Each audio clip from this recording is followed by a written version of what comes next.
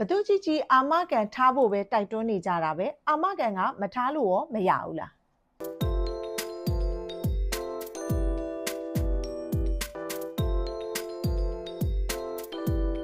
မင်္ဂလာပါရှင်ကျမကတော့ AI မြန်မာရဲ့ Financial Service Consultant ဖြစ်တဲ့မက်ကေခိုင်ဝင့်ဖြစ်ပါတယ်ရှင်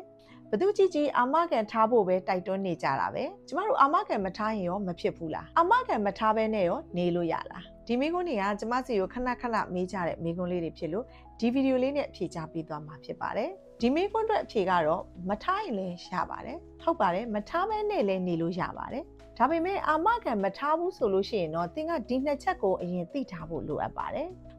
ကိုနဲ့ကိုမိသားစုဝင်တွေမှာယောဂကြီးမားမားတစ်ခုဖြစ်လာခဲ့ရင်ဥပမာအဖြစ်ကျမတို့ကင်ဆာနှလုံးကြောက်ကပ်စတဲ့သိန်းထောင်ချီတဲ့ကုသဆေးတွေရှိတဲ့ယောဂမျိုးကြီးတွေဖြစ်လာခဲ့မယ်ဆိုရင်ဆေးကုသဆေးကိုကိုယ့်ရဲ့လက်ရှိစုငွေတွေကချက်ချင်းထုတ်သုံးနိုင်ရပါမယ်နံပါတ်1အနေနဲ့ကကြတော့ကျမတို့တသက်တာဝင်ငွေမရှိတော့တဲ့အခါ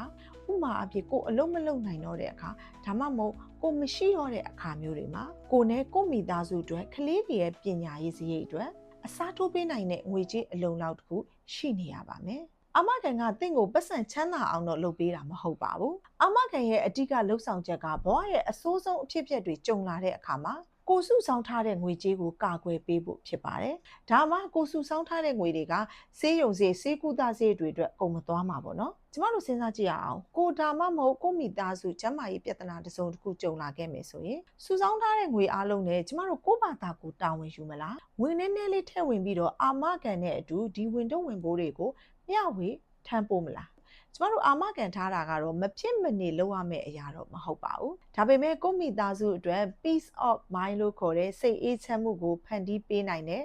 အကောင်းဆုံးရွေးချယ်မှုတစ်ခုဆိုတာကတော့ကျမတို့မငြင်းနိုင်ပါဘူးဒီနေ့ကျမပြောပြပေးတဲ့အကြောင်းအရာလေးတွေကသင်အတွက်အကျိုးရှိမယ်လို့မျှော်လင့်ပါတယ်ရှင်သင်ရောသင်မိသားစုရဲ့အနာဂတ်အတွက်ဘယ်လိုအကောင်းဆုံးရွေးချယ်မှုတွေကိုစီစဉ်ထားပြီးပြီလဲဆိုတာကို comment မှာမျှဝေပေးခဲ့ပါအောင်နော်ကျမတို့ AI မြန်မာရဲ့ protection အကောင်းဆုံးဖြစ်တဲ့အာမခံများအကြောင်းကိုအသေးစိတ်သိရှိလိုပါကဆက်သွယ်မေးမြန်းနိုင်ပါတယ်ရှင်တာယာပျော်ရွှင်တဲ့နေ့ကိုပိုင်ဆိုင်နိုင်ကြပါစေရှင်ကျေးဇူးအများကြီးတင်ပါတယ်